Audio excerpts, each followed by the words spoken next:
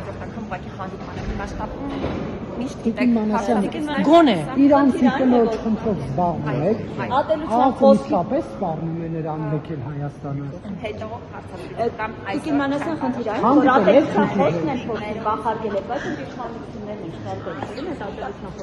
խոսքի դատապարտելի է բոլոր դեպքերում Եղանություններին վերաբերել ազատությունը ատելության խոսքից։ Հիմա ես քննադատում դեմ ձեզ, ասում եմ Տիկին Մանասյանը օրինակի համար Տիկին Մանասյան դուք տեղյակ եք, Ալեն Սիմոնյանը օրինակ քաղաքացիաթոքում է չի պատժվում, Արտուր Հովհաննիսյանը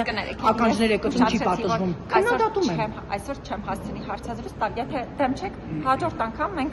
մշտապես ենք հարցազրույցներ անում, ճեպազրույցներ եմ, հաջորդ անգամ Իսկ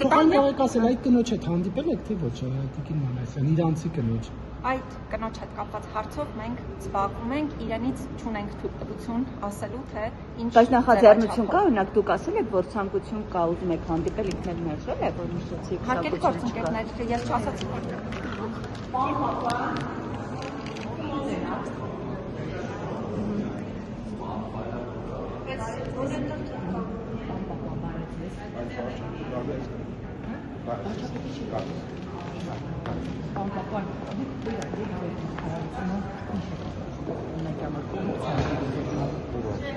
Հակակոռուպցիոն կոմիտեն օրերս ուշագրավ հայտարարություններ տարածել, որ կոնկրետ